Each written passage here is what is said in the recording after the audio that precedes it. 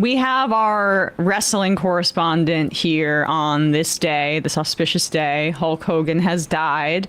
I don't know too much about any of this, so it's good we have Binder here. What I do know is he sued Gawker, he was Peter Thiel's frontman to sue Gawker out of existence, and he is just like a bad guy and also like abusive, if I'm not mistaken. So take it away. Maybe not rest in peace, Hulk Hogan. Right. So let's get this part out of the way. There is, without a doubt, this basic fact that Hulk Hogan is, unfortunately, the most influential pro wrestler of all time. He came up in a time when the industry was changing. Vince McMahon was trying to take WWE out of the old territory system that wrestling was under and trying to make it a global brand.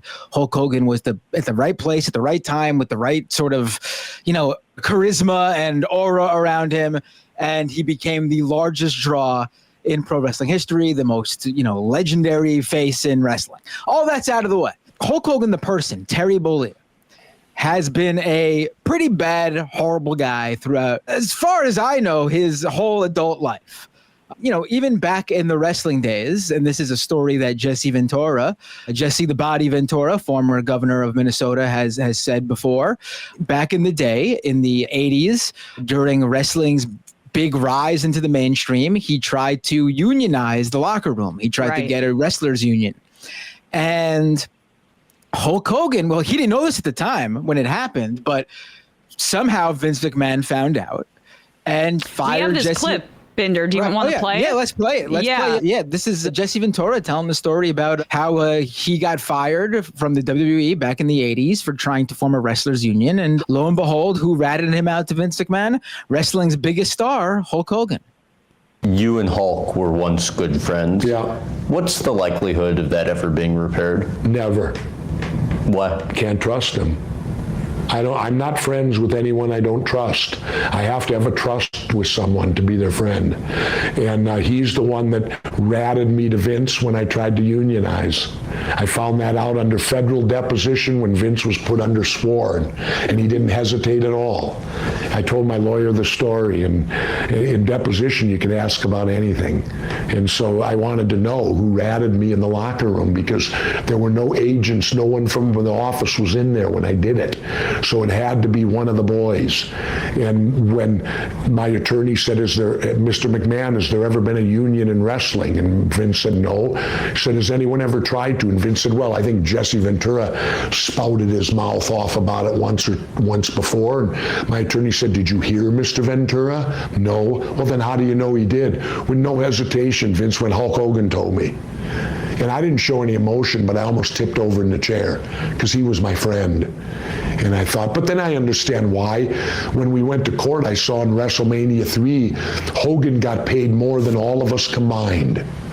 Now, why would he want a union when he's getting taken care of? Imagine that, WrestleMania 3, 93,000 people, and he got more than Andre the Giant and all the rest of us combined. If there was a union, would that happen?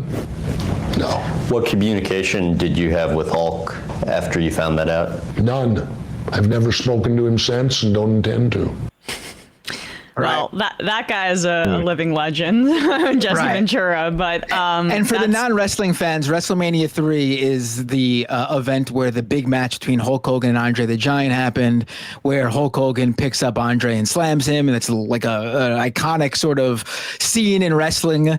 And the idea that Andre, who was the other person in that match, got less combined with all the other talent than Hulk Hogan is pretty absurd.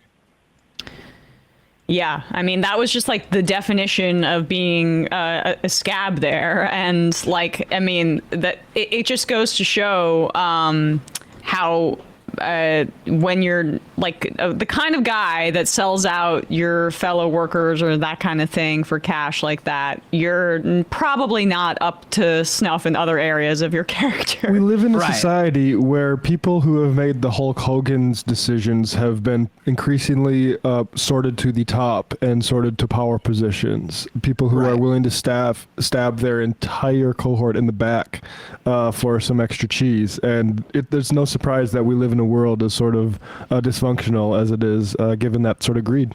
Yeah. Right. So, it only gets worse for Hogan, too, from there. So, wrestling-wise, the biggest star of the 80s, early 90s, Hulkamania is the biggest thing in not just wrestling, but pop culture at the time. He jumps ship to another company, WCW, reinvents himself as a bad guy for the first time, and it goes over great with the fans, comes back to WWE and becomes a good guy again, and the fans welcome him back.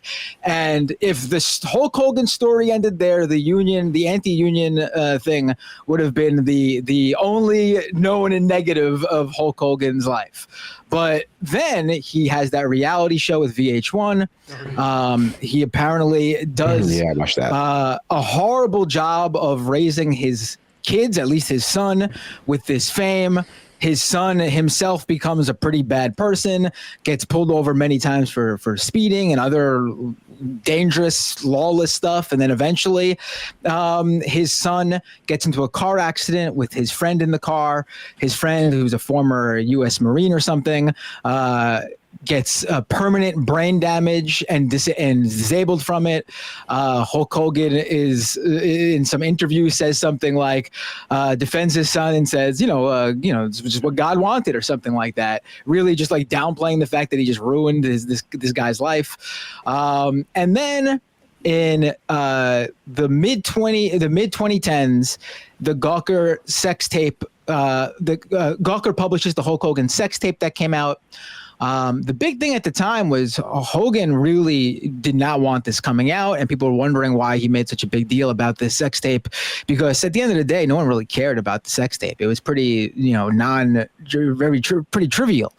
But it turns out it seems like he knew there was more to that sex tape, which in fact Gawker didn't even end up happening. Even end up having. What ended up happening was the video that ends Hulk Hogan's or really hurts his career, that's part of that sex tape, comes out in another leak where he drops the N-word multiple times when talking about this black guy that his daughter, Brooke, is seeing. And he's dropping the N-word over and over again, hard R, really like just admitting he's racist too and saying, I'm a little bit racist. Just this is really over the top. Like, I love doing racism, brother. He was saying that like on the video. Brother, I hate them blacks. Right. But that's not the only thing. Then like a year or two later, another tape comes out. His son is in jail, and it's the audio recording from the phone call he made with his son. And he brings up how, I don't remember the exact thing, but it was something to the effect of, I hope we don't come back as black guys or something like that. Like as black guys. Like just really on top of his racism, just like nonstop. And then of course, brother, the cycle of karma. Right. The cycle of and then, you mentioned, Emma, the sex tape lawsuit ended up being used as Peter Thiel as a front to take down Gawker. So then that's the end of Gawker. And the racism stuff for Hogan, though, never left him. Like, there's a lot of even black pro wrestlers who never forgave Hogan for that, because Hogan never really was apologetic about it. In fact, the only time he ever really came close to apologizing for it, he said that the thing that he did wrong was he wasn't responsible with what he said, knowing that anything could get out there with the internet. It wasn't that he regretted saying the words. It was that he regretted that it got out and he got caught. And, that stuck with him. Like he came out and endorsed Trump. Everyone knows that. He was a super hardcore Trump supporter, did the whole RNC thing. We showed up at Trump rallies. And then at the beginning of this year, Hogan showed up at the first Raw on Netflix. WWE had this big deal with Netflix. First Monday Night Raw on Netflix in January. Hogan came out, and apparently, according to wrestling news outlets, this was supposed to be the beginning of more Hogan appearances, but he got booed. Like, not like booed because he came out as a bad guy. He came out doing the whole "I'm a real American" Hulkamania Hogan. He was there to promote his new beer. So he was, he wanted the fans to like him. They just booed him so much. And, Undertaker in his podcast said how, Undertaker's another Trump supporter, but Undertaker said that in his podcast, he was also at that first Raw on Netflix, and he came out and the fans cheered him, the Undertaker. And he said that when he heard backstage was that Hogan was downplaying this as people were just upset with Hogan because he's endorsed Trump.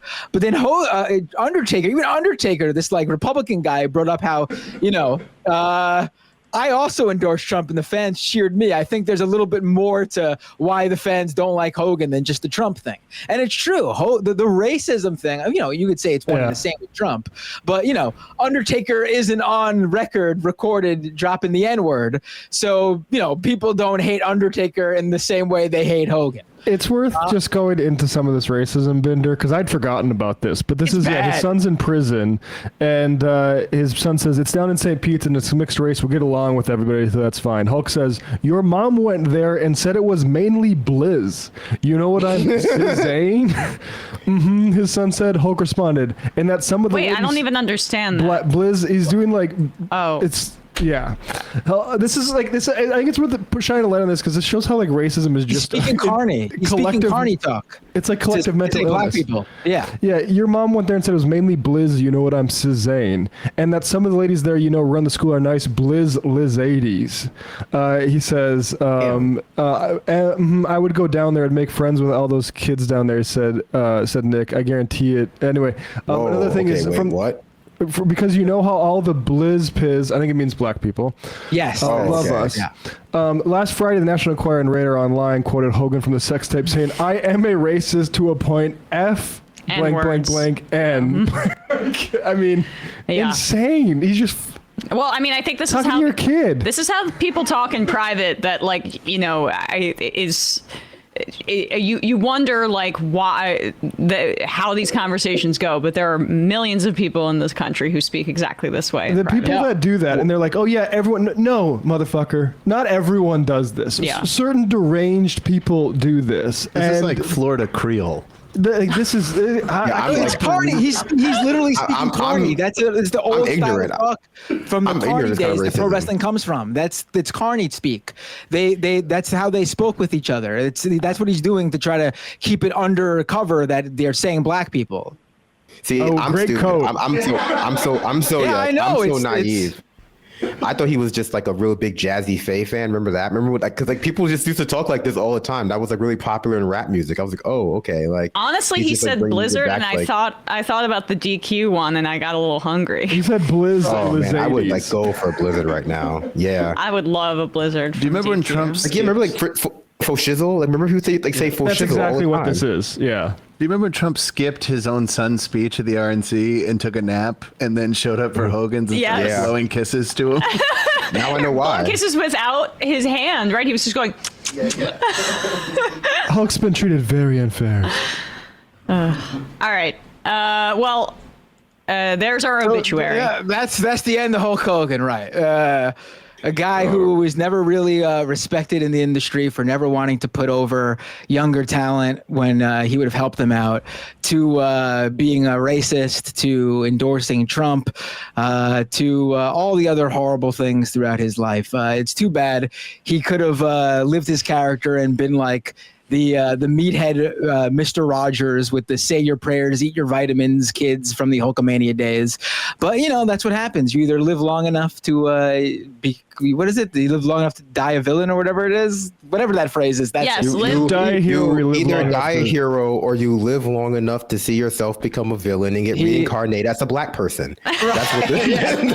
There we go. That's Blizz. That's Blizz. Right. That's what they say in Batman, The Dark Knight, right? Yeah, I guess. I wonder how much money his son spent on like phone call tokens just to talk about the Kaepernick stuff. Oh, I'm sure. He needed an outlet. That's all the kids are saying. Risen Piz, brother. Risen Piz, brother. Risen Piz, brother. Hope the will of Samsar returns for your brother. I think there's somewhere else where he says like I wouldn't want to come back as a black person. I do hope reincarnation is around for your He Hulk Hogan. couldn't be so lucky. He shouldn't be so lucky.